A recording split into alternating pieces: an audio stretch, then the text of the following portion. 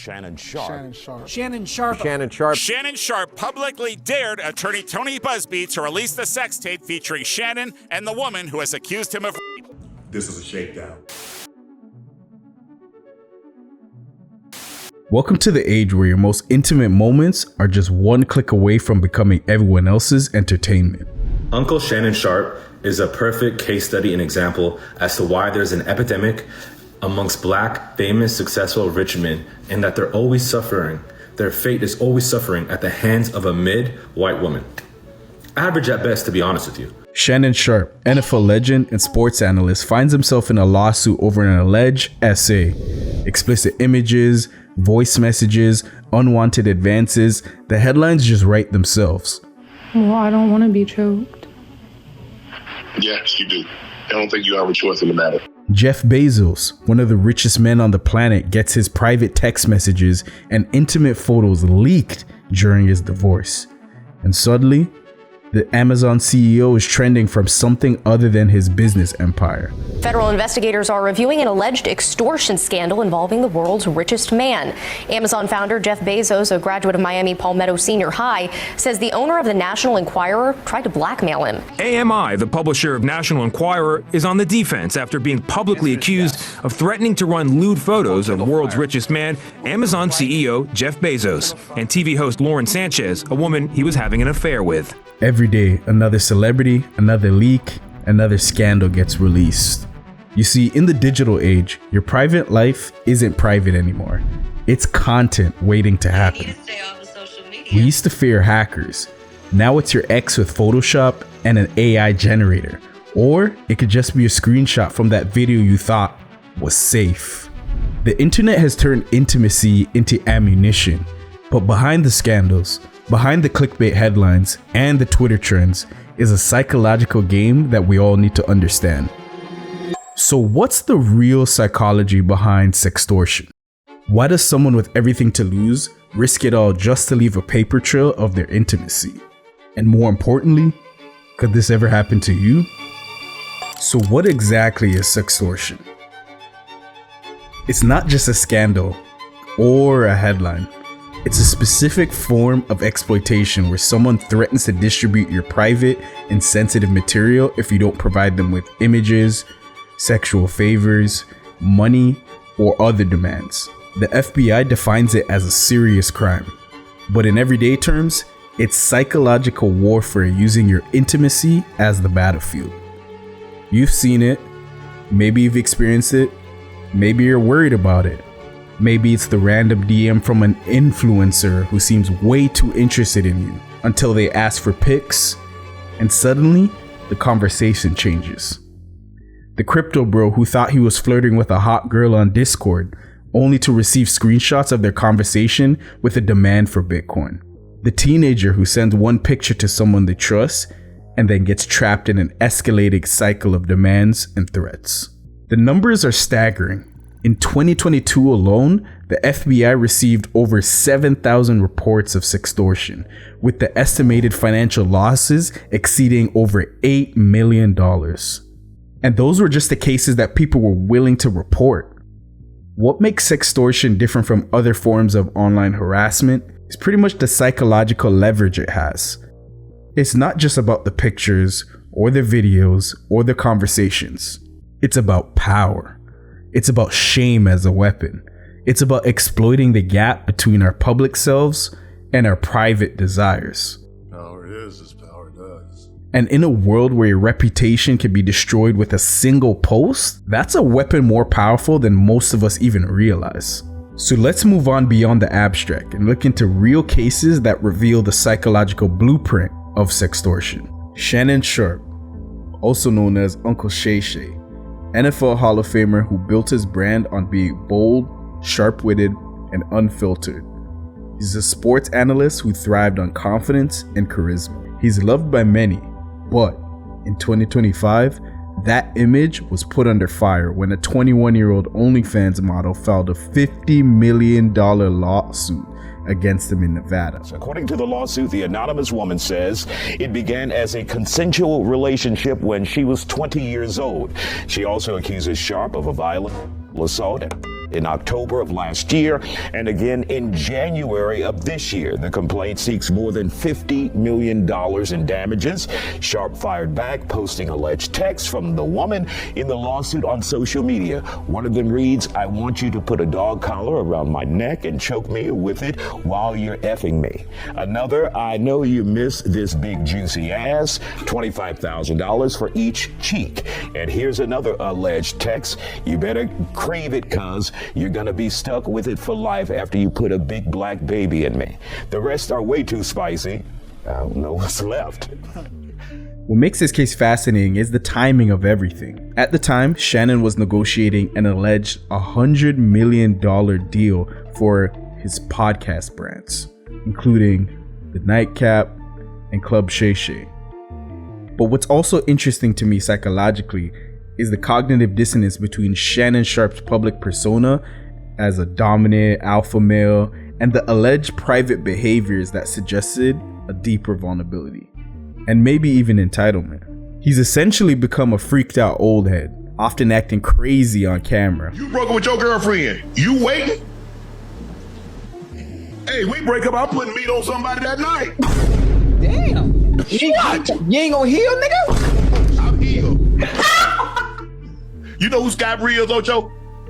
Scott Bree? Who that is, coach? Yeah. How I do it. How I do Hey, Scott, I mean, who is that? Help me out. You know what I'm saying? She little soft. You know, she might be famous for some vertical activity that she good at. She a hooper? Oh, yeah. Yeah. Who she play for? Who she play for? You know, she got her own little thing, you know. Huh? She said, yo. His larger-than-life image built on status, success, and masculine bravado may have created a bubble where boundaries were blurred and power went unchecked. But we'll never know until the dust clears. You see, there's a familiar pattern here. There's a public figure who often operate in a dual reality, one shaped by public adoration and the other by personal impulses. Their elevated status gives them access and influence, but it also amplifies the consequences when their private deviant behavior surfaces. You know, he was manhandling me beforehand, and he wanted to have sex, and I told him no. I told him no, because you gave it to somebody else. I didn't only tell him no, I told him why. And he wouldn't take no for an answer, so he overpowered me, put me to my knees, put his penis in my mouth, and after he got enough of that, he put me on the bed. In the age of digital receipts, intimacy becomes transactional, and exposure becomes currency. In 2019, the world's richest man found himself in an extraordinary position. He announced his divorce live on Twitter. This was well before the National Enquirer could publish intimate text messages and photos that were exchanged with his alleged mistress. What's remarkable about Bezos' case is how he flipped the script. When he was faced with exposure and blackmail, he wrote a Medium post titled, "No thank you, Mr. Pecker," exposing the attempted extortion himself. You're not going to blackmail me because I'm going to put it out there. What more are we learning? Well, like you said, this is explosive, and I think we need to take people back. So what happened here is the National Enquirer recently published that big expose showing that Mr. Bezos was having a romantic relationship with Lauren Sanchez, a TV anchor, and they published this investigation, and they had obtained, in the investigation, they obtained text messages. And so Bezos naturally wonders how his text messages got out there. How did they become public? And so he starts this investigation. Personally, he funds it into how these messages came into the possession of the National Enquirer. And so what you're seeing here is the lawyers, I guess, for the National Enquirer or the parent company AMI reaching out to Mr. Bezos and saying that if he does not stop his investigation into how these messages came to light, they will make more of the material they have public, risky pictures and things that Mr. Bezos probably doesn't want out there. They'll make them public. And Bezos is saying in this Medium post that he's not going to sit back and allow himself to be blackmailed by AMI. And he, like you said, detailed everything in this shocking, really, Medium post. You see, even for Jeff, power often creates a false sense of security. Even someone with Bezos' resources wasn't immune to this either. But his response demonstrated that exposure loses its power when you take control of the narrative. Dallas Cowboys quarterback Dak Prescott found himself accused of assault in 2024. This happened right in the middle of contract negotiations. What makes this case particularly revealing is that Prescott filed a countersuit claiming that the allegations were fabricated, specifically to extort $100 million from him. The timing wasn't coincidental, it was strategic. Dak went on to sign a 4-year, $240 million contract. The allegations themselves became a weapon. It was strategically deployed right when leverage was at its highest. Whether they're true or false, the mere threat of reputational damage becomes a form of sextortion, especially when millions of dollars are at stake. And now we're entering the age of AI, where we have AI-generated sextortion material. Influencers and everyday people alike wake up to find deep-faked images of themselves in compromising positions, images that never existed from the events that never even happened. The threat? Pay up or we'll distribute them to your followers, your family, your employers. This is the digital doppelganger trap, where technology creates evidence from nothing, and victims must disprove something that never even happened. Welcome to a non-existent car show. Notice the pattern across all of these cases. It's not just about photos or videos, it's about the psychological journey. First, trust is established, whether it's real or manufactured.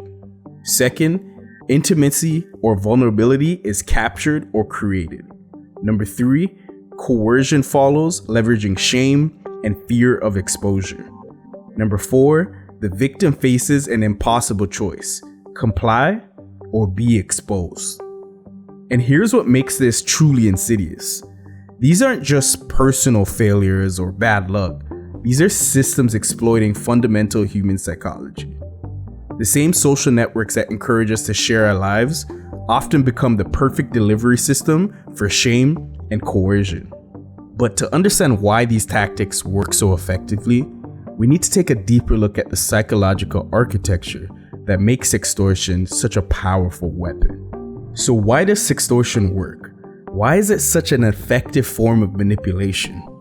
It's not just about bad decisions or technological vulnerabilities. It's about exploiting the fundamental aspects of human psychology. So let's break down the emotional architecture of what makes it so powerful. Number 1, shame and exposure fear.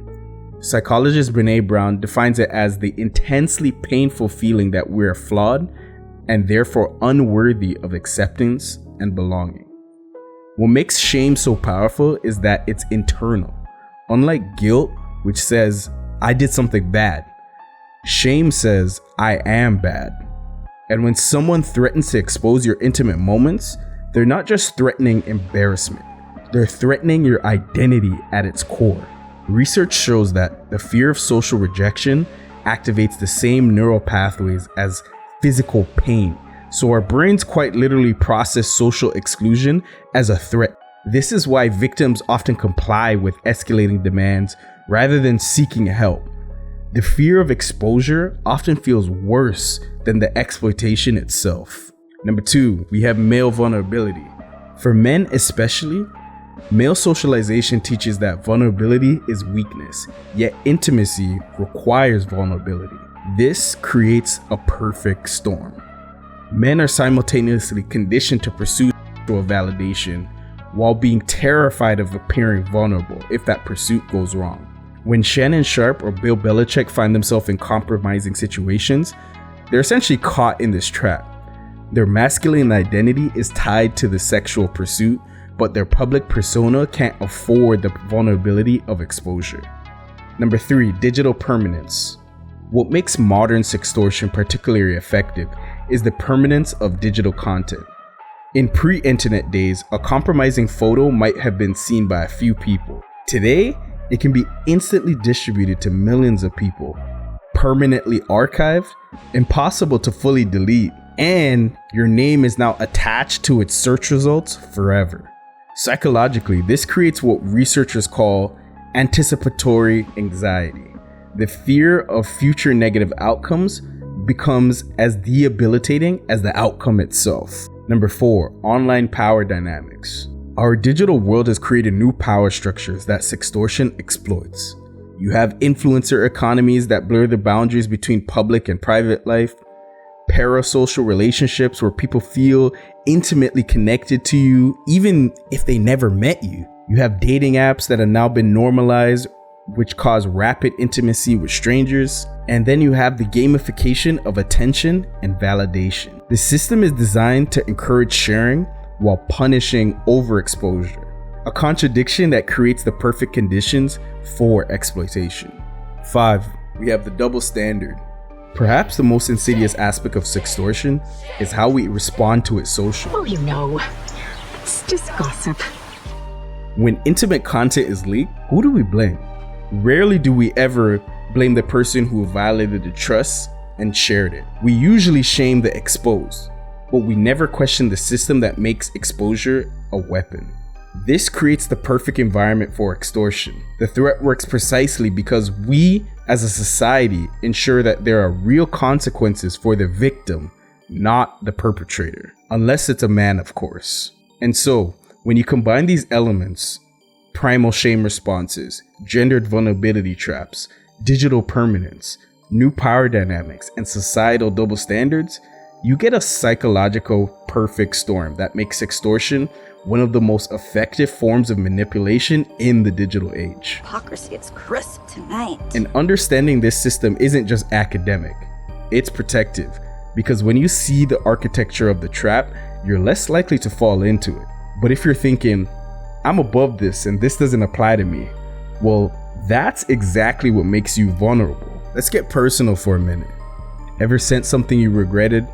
Ever trusted the wrong person with the right picture?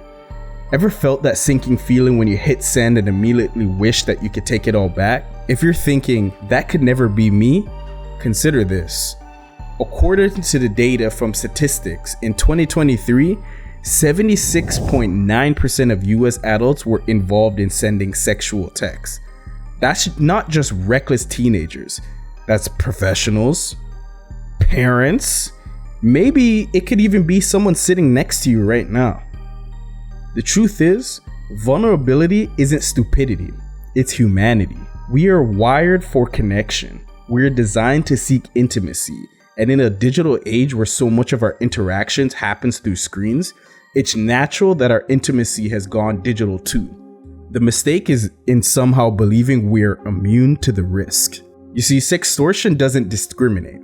It happens to CEOs worth billions, teenagers in their bedrooms, professional athletes as their career peaks, politicians with security clearances, people who thought they were being careful, people who thought they could be trusted.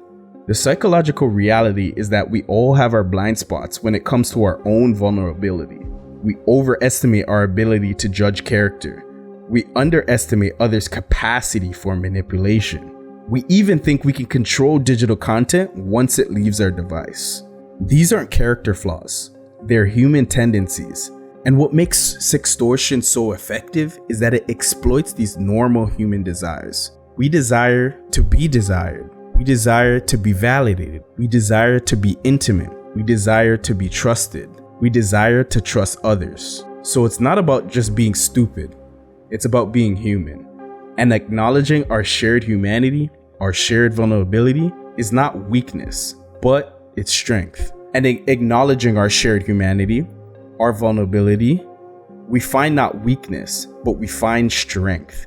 Because understanding the psychology that makes us vulnerable is the first step to protecting ourselves. The difference between those who become victims and those who don't isn't always caution. Sometimes it's the circumstance. Sometimes it's just luck. So before you judge the next headline of someone being extorted, remember, the psychological trap was set long before they fell into it, and none of us are as immune as we would like to believe. So let's go back to Shannon Sharpe for a moment. A man who built his career on being outspoken, confident, and unshakable, a sports legend turned into a media personality who seemed to have it figured all out. Yet he allegedly engaged in behavior that put everything at risk. Was it just a personal failure, a moment of bad judgment?